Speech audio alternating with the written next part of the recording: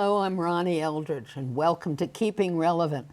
My guest today is Heath Brown, Professor of Public Policy at John Jay College and the CUNY Graduate Center. His new book, ROADBLOCKED, Joe Biden's Rocky Transition to the Presidency, is about the chaotic 70 days between the election of 2020 and the inauguration of the then newly elected president, which he was, later in January 2021. So, welcome. It's great to be back here. I've sat here before, and I'm thrilled to be back again. I'm so glad to have you. But anyway, now that we've gone through that chaotic thing and read your book, we're starting it all over again. History repeats itself in our system of government every 4 to 8 years. We have elections and we have transition planning, and that's something that doesn't get a lot of attention, but it's really, really important. And so every candidate for the presidency makes some assumption that they're going to win, and that assumption for one of the two candidates happens. And so what I studied is what was happening in 2020. The same thing is happening again this year. This time it's Donald Trump preparing. The same kind of activities are happening, just in a slightly different way. And it was set by legislation, by the Senate and the House.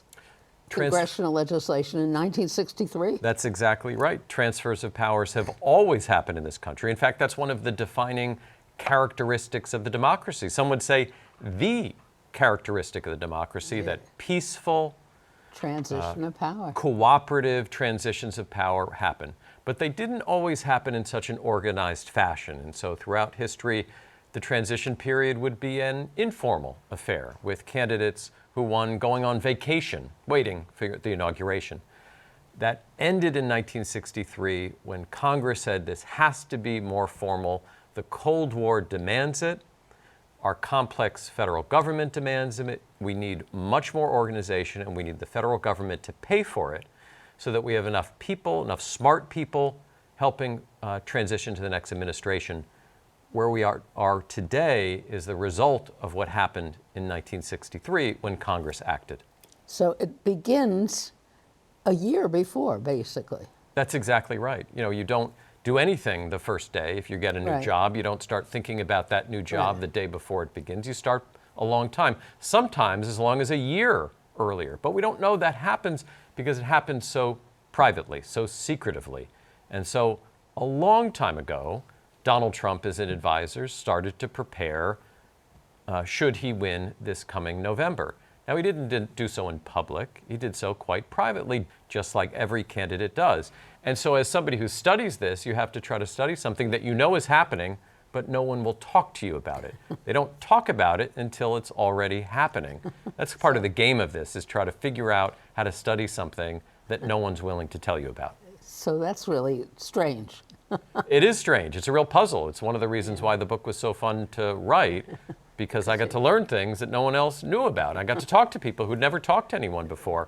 It makes a lot of fun. So nobody ever asked them what they were doing or how they were connected or how they... The second anyone knows that you're preparing for government, they accuse you of two things. One is counting your chickens before they hatch, and the second one is measuring the drapes of the White House. These are two phrases that every journalist knows because it's thrown at any candidate who starts to give an inkling that they're preparing to govern. So everyone does it secretively, knowing that if you don't do it, you're in real trouble. Right. But if you do it and people find out, you may be even in worse trouble. So candidates have to walk this tightrope. They did that in 2020 in some unusual ways because, as you remember, everybody was at home. So during the pandemic, all of this kind of work wasn't done at some office building in Washington, D.C. It was done at home over the computer. It added an additional complication to what's already a very complicated process. So the process informally starts a year ahead of time. And there's a group that makes some kind of an index or what? That's exactly right. And in fact, increasingly it's formalized when it begins. So a year before the election, Congress demands the current White House begin preparing to leave. 6 months before the election, just this past May, they have to do it again. They have to set up working groups of people in the federal government who say, if we lose, we're going to make sure that the transition works. Then, as you get closer and closer, the formality begins. The real hard work begins about 3 months before the election, when, as you say, teams of people start to meet and figure out who would we appoint to this position or that position. If we were in charge of the legislative agenda, this is what we would want to come first. Should we close this federal agency, open another federal agency? All of that brainstorming work happens in the period before the election and gets much, much more intense after the election. They want to be able to hire people right away. They want to do it quickly. Imagine anything you're hiring someone for. Yeah. Any position. It takes a long time. You got to review resumes. You have to evaluate whether somebody would be good at the job. They need to start that process very early because the expectation is that if you win, you'll name your cabinet within a couple of weeks. You can't wait. And if you do wait, you're often accused of not being prepared.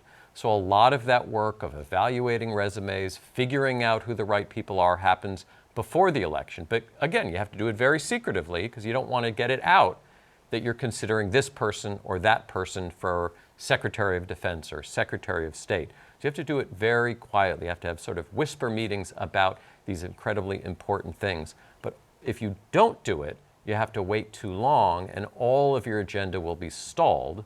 Really, your preparation to run the government will be stalled.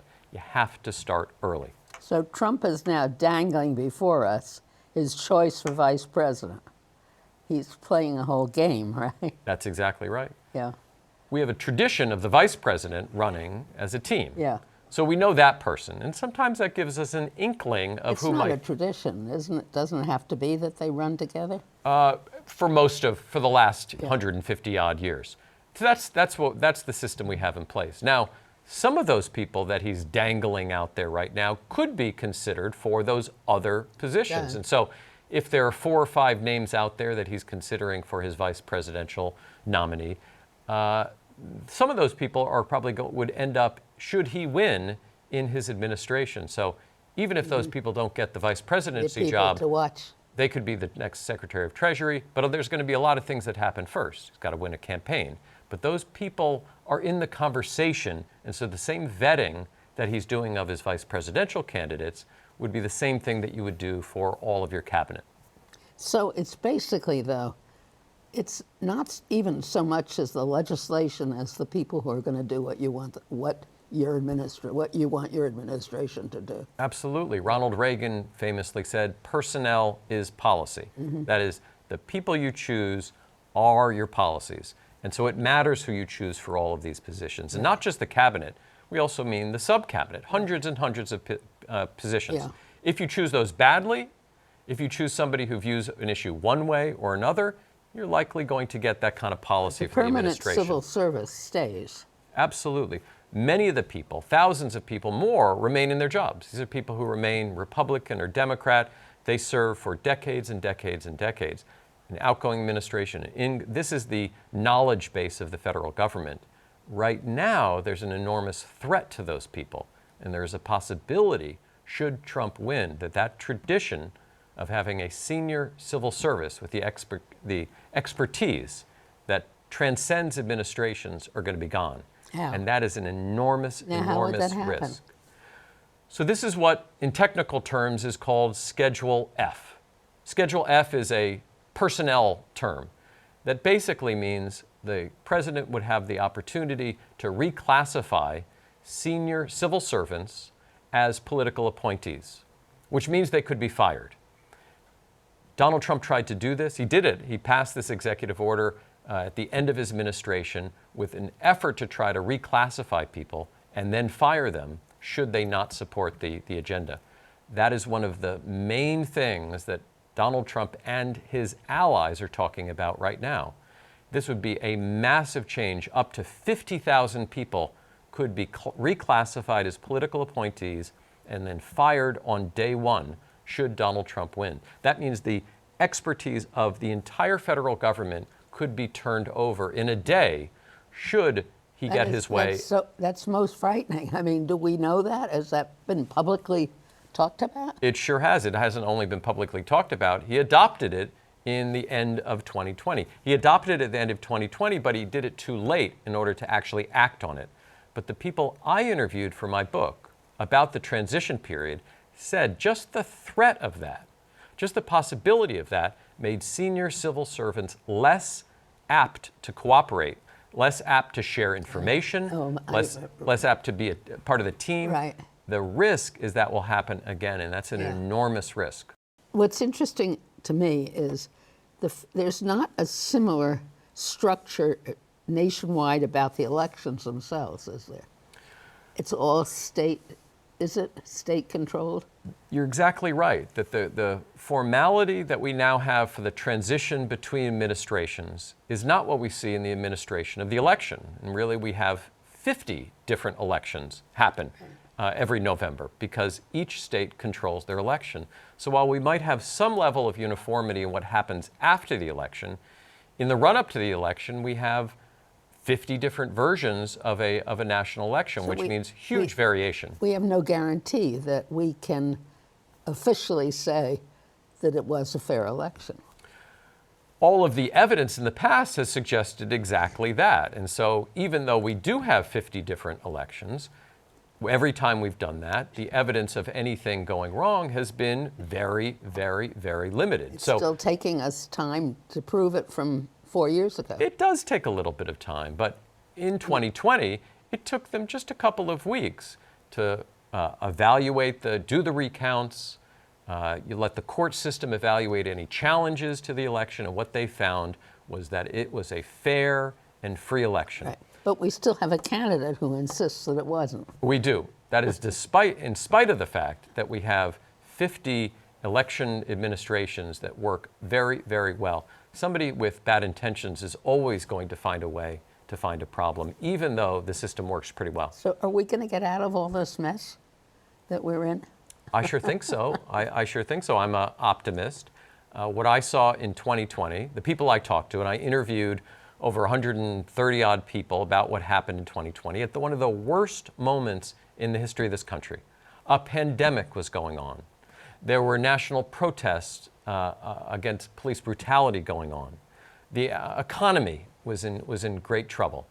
Despite all of that, a team of about 1,000 people transitioned between these two administrations. They did so in a way that was peaceful. They did so in a way that was effective. They did so in a way that kept the economy moving ahead and the pandemic subsided. All of that without a cooperative, outgoing administration. So that makes me optimistic about what good-intentioned people who don't care particularly about politics but care about governance, came together and did that in 2020. I'm hopeful that that kind of spirit is going to continue. I don't have my doubts, but as an optimist, I look to what happened 4 years ago as a very good sign of the health of our institutions. Is that the role or the difference in the role between public policy and public, what would we call the more political public policy? Well, there's always been this difference between the campaign and governing. You know, and Mario Cuomo famously described that difference. What happens between the campaign and governing is this period of time, this 11 weeks. We hope, and the tradition in this country has been that that period is nonpartisan, that all of the partisan wrangling of the campaign, all of the insults, all of the arguments, most of them legitimate arguments between two candidates who have different visions for the country. The tradition has been once the election happens, that's put to the side and the real work of governance begins. In 2008, that's exactly what George W. Bush said. He was a Republican.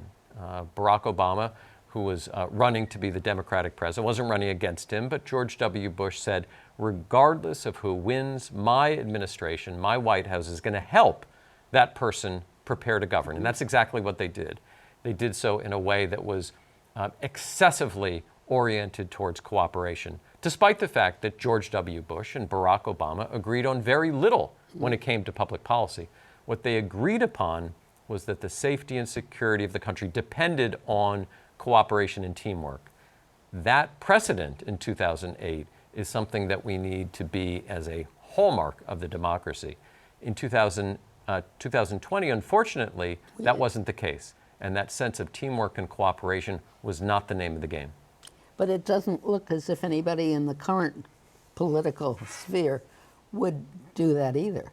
I hope, my strong hope is that the people involved recognize that that's the best way to keep the country peaceful and keep the economy running in the way we want it to run. That's my hope.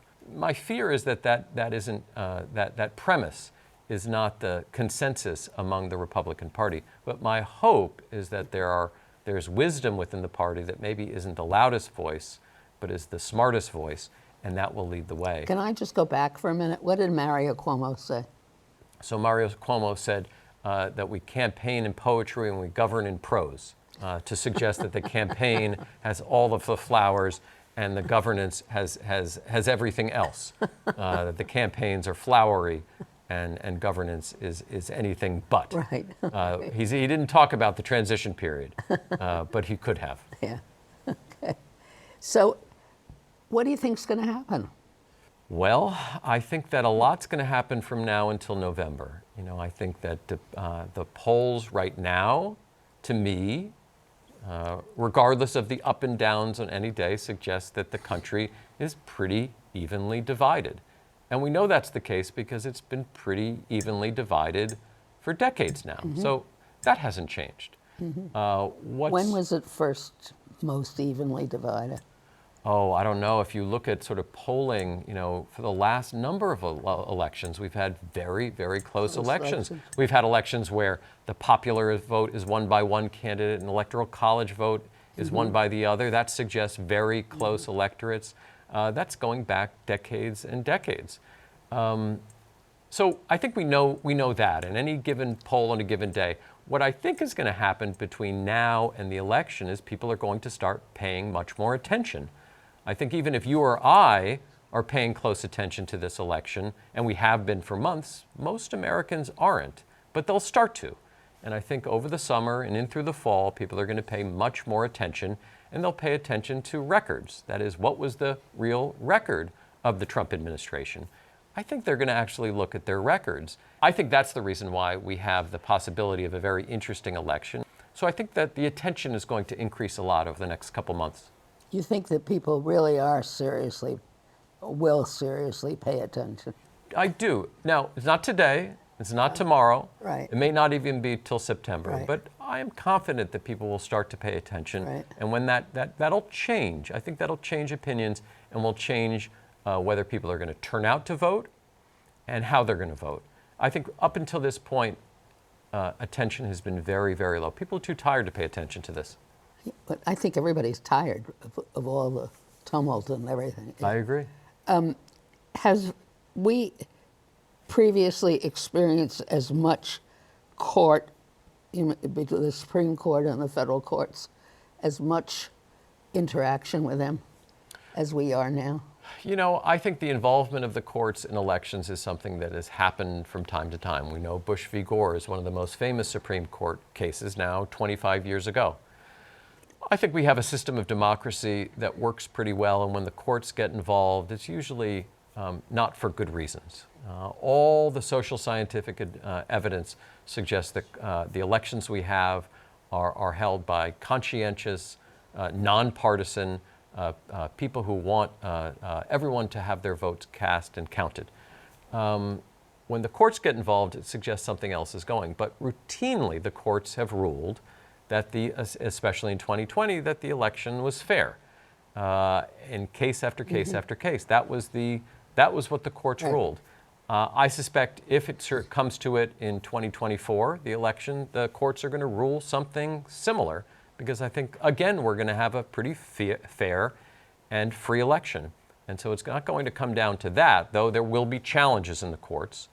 I think it's going to come down to people turning out and actually voting. The courts getting involved, I think it'll happen just in the same way it has in the past, which won't have that much of an impact. Do you think that we have had courts?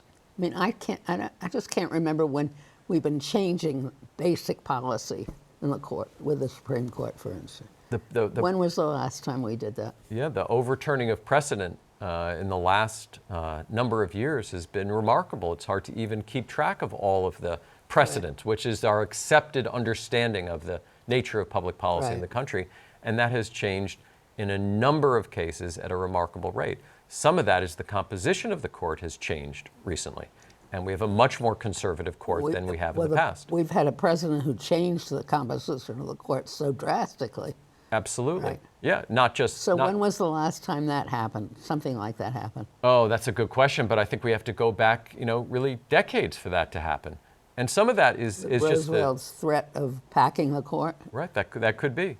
But it's not just the turnover, but it's also the composition. And so what we have now is a larger number of very conservative justices. And so that swing vote on the court has changed. It's no longer really a centrist. It's probably a right-leaning centrist who's the deciding vote on many of these cases. And for that reason, we're getting the kind of change that has been really muted in the past because we've had a mix of moderate liberals and moderate conservatives on the court. That's really not the case anymore. And I think that's the recipe for major change in public policy coming from the courts. One of the basic issues, I think that's a foundation for so much change, is the reapportionment ability in the states. Is there any chance that would ever be adjusted so it's not just determined by the state governments? I don't think there's any reason to think that's going to happen anytime soon. The stakeholders Are we ever going to amend the Constitution? Not anytime soon, not in my lifetime. I think the chances of that happening are pretty small. The chance of Congress acting on it is pretty small. People call for these It becomes changes. such a basic part of the government. It does.